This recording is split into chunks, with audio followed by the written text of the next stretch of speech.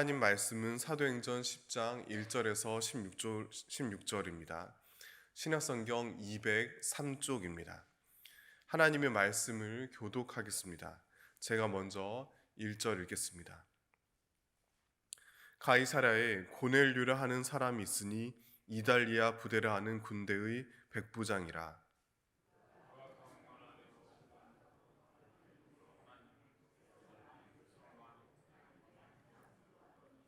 하루는 제9시쯤 되어 환상 중에 밝기 봄에 하나님의 사자가 들어와 이르되 고넬료야 하니,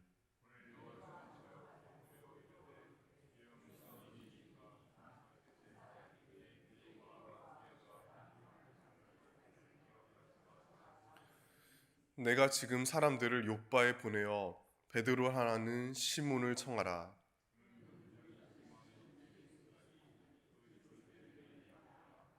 마침 말하던 천사가 떠나매 고넬료가 집안 하인 둘과 부하 가운데 경건한 사람 하나를 불러 이튿날 그들이 길을 가다가 그 성에 가까이 갔을 그때에 베드로가 기도하려고 지붕에 올라가니 그 시각은 제6시더라.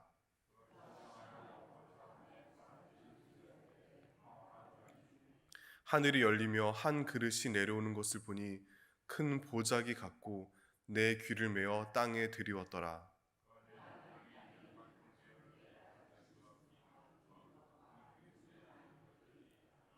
또 소리가 있으되 베드로야 일어나 잡아 먹으라 하거늘.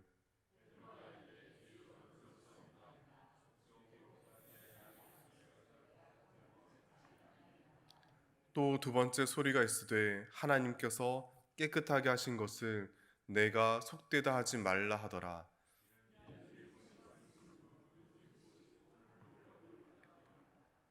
아멘. 하루의 시작을 주님께 드린 성도님들을 환영하고 축복합니다. 성경 읽을 때 각 책을 대표하는 구절을 파악하는 것이 무척 중요합니다. 오늘 함께 읽은 사도행전의 경우 어떤 말씀이 이 책 전체의 핵심을 보여줄까요? 단연코 1장 8절입니다. 제가 읽어드리겠습니다. 오직 성령이 너에게 임하시면 너희가 권능을 받고 예루살렘과 온 유대와 사마리와 땅끝까지 이르러 내 증인이 되리라 하시니라. 부활하신 예수님께서 하늘에 오르시기 전에 제자들에게 남기신 말씀입니다. 이 말씀은 복음이 가진 무한한 확장성을 보여줍니다. 예수님께서는 이 땅에서의 삶과 가르침을 통해 구약 성경의 핵심 사상과 전통을 이어가셨습니다. 그러면서 동시에 구원의 대상을 파격적으로 넓히셨습니다. 더욱 정확하게는 창조주 하나님이 본래 뜻하신 구원의 광활한 속성을 몸소 확증하셨습니다. 이스라엘 사람들은 하나님께서 자기들만 구원하셨다고 오랫동안 믿었습니다. 아브라함의 육체적 혈통을 타고났기 때문입니다. 하지만 예수님은 당신의 이름을 믿고 따르는 모든 사람은 누구나 하나님의 드넓은 품에 안길 수 있다고 선언하십니다. 복음은 더 이상 예루살렘과 온 유대에만 머물지 않습니다. 사마리아와 땅 끝까지 힘차게 뻗어 나갑니다. 사도행전은 이와 같은 광활한 선교가 어떻게 시작되었는지를 기록한 책입니다. 그렇기 때문에 본문 앞에 있는 지난 월요일에 함께 읽은 9장에서는 이방인의 사도로 부름받은 바울의 극적인 회심과 복음 전도를 소개합니다. 하지만 그럼에도 문제가 남아 있습니다. 바울은 기독교 신앙 공동체에서 아직 비주류 외부인입니다. 많은 존경을 받는 바나바의 보증을 받긴 했습니다. 하지만 여전히 교인들 마음에는 상당한 경계심이 남아 있었습니다. 게다가 그때는 아직 기존의 유대교와 기독교의 차이가 불분명했습니다. 사도행전은 물론이고 신약의 여러 서신서를 통해 쉽게 확인할 수 있습니다. 그 당시 상당수 기독교인들은 여전히 구약 성경의 사고방식으로 예수님의 복음을 이해하였습니다. 특별히 그 중에서도 예수님의 동생 야고보를 중심으로 한 예루살렘의 유대계 기독교인들이 더욱 그러하였습니다. 따라서 그들은 복음이 이방인들에게까지 뻗어간다는 진리를 이해할 수 없었습니다. 심지어는 노골적인 거부감까지 보였습니다. 그런 까닭에 바울과 같은 외부인이 아니라 모든 교인이 권위를 인정하는 핵심 리더의 전적인 인정이 필요했습니다. 그 적임자가 바로 베드로입니다.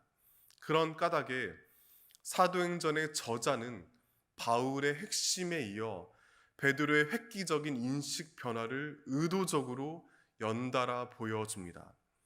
이러한 의도를 위해 등장시킨 인물이 있습니다. 바로 고넬료입니다. 본문 1절 다시 한 번 더 다 같이 읽겠습니다. 가이사랴에 고넬료라 하는 사람이 있으니 군대의 백부장이라.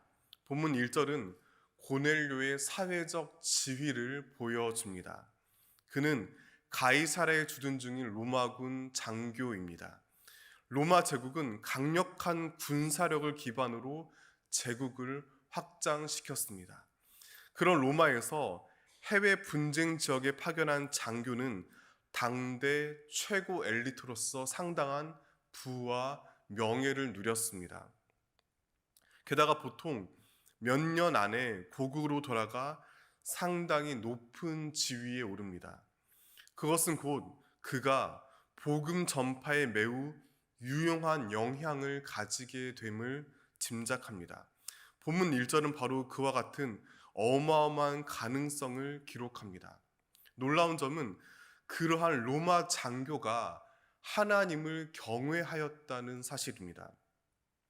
그 당시 이방인들 가운데에는 로마의 다신교 문화의 환멸을 느낀 사람들이 있었습니다. 그들 중 일부는 다신교와 정반대의 율신 신앙을 지닌 유대교에 호감을 가지고 회당 예배에 참여하였습니다. 고넬료가 바로 그런 경우입니다. 본문 2절은 그의 신앙을 소개합니다. 제가 다시 읽어드리겠습니다. 그가 경건하여 온 집안과 더불어 하나님을 경외하며 백성을 많이 구제하고 하나님께 항상 기도하더니. 우리말 번역으로는 하나님 경외와 백성 구제와 항상 기도하는 것이 같은 비중을 가지고 나란히 이어지는 것처럼 보입니다. 하지만 헬라어 원문은 그렇지 않습니다. 하나님 경외가 상위 개념이고 백성 구제와 기도는 하위 개념입니다. 즉 고넬료는 하나님을 경외하기 때문에 그 결과로 약자를 돌보고 항상 기도하는 삶을 살았습니다. 그런 까닭에 천사 역시도 4절에서 그의 기도와 구제가 하나님 앞에 드려졌다고 말합니다. 우린 이 대목에서 다시금 분명히 확인할 수 있습니다. 하나님께서 기뻐하시는 신앙은 수직적인 기도와 종교 생활만이 아닙니다. 그와 동시에 수평적인 나눔과 섬김의 균형을 갖추어야 합니다. 고넬료는 비록 로마인이었지만 회당 예배에서 낭독된 율법을 통해 이와 같은 핵심을 정확히 이해하고 실천하였습니다. 그 결과 복음의 무한한 지평을 넓히는 역사적인 인물로 하나님께 부르심을 받았습니다. 우리도 마찬가지입니다. 하나님을 진실로 온전히 경외하시기를 축복합니다. 율법적인 종교 생활에만 치우치거나 혹은 지나치게 사회 봉사에만 열을 올리는 양극단의 오류를 물리치길 바랍니다.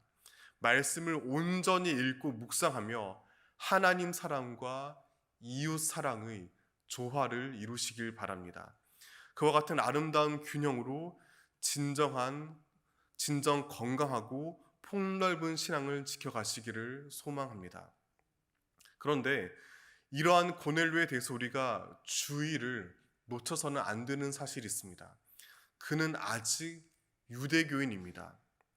그는 여전히 예수님을 모른 채 진리의 절반만 알고 있었습니다.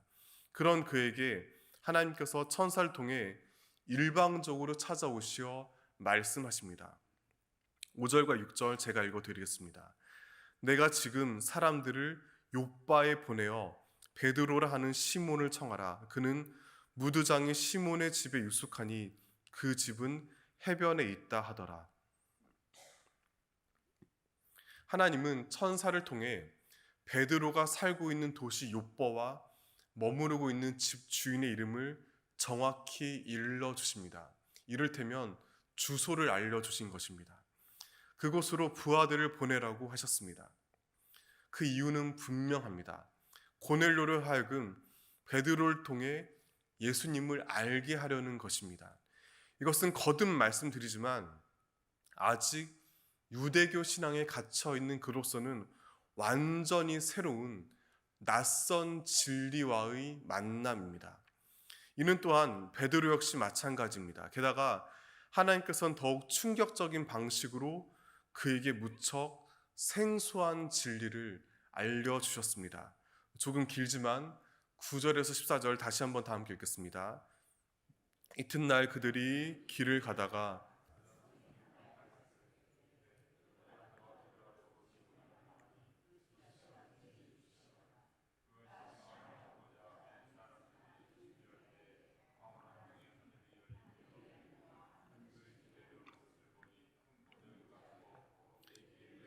땅에 들여왔더라. 그 안에는 땅에 있는 각종 기는 것과 공중에 나는 것들이 있더라. 또 소리가 있으되 베드로야 일어나. 베드로가 이르되 주여 그럴 수 없나이다.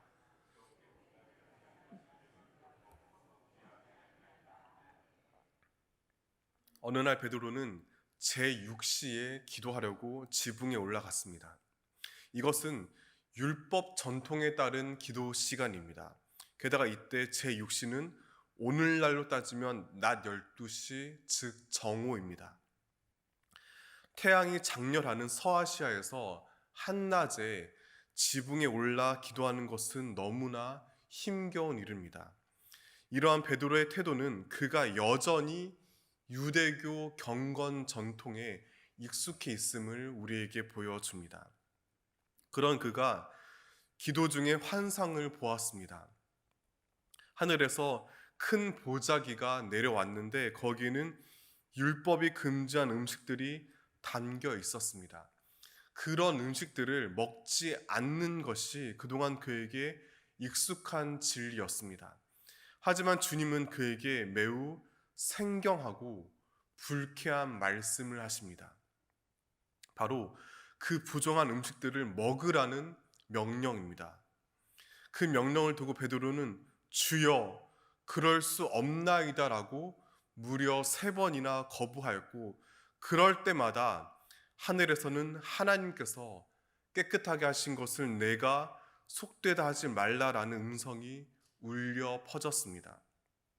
이렇게 3번에 걸친 반복이 의미하는 바는 분명합니다.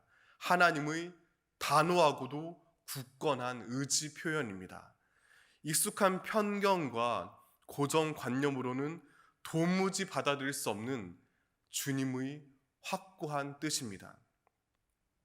분량상 읽진 않았지만 이러한 환상의 의미를 사도행전 10장 17절 이하의 본문을 통해 이해하게 됩니다. 바로 고넬료의 만남을 통해 이방인들에게 복음을 전하라는 말씀입니다.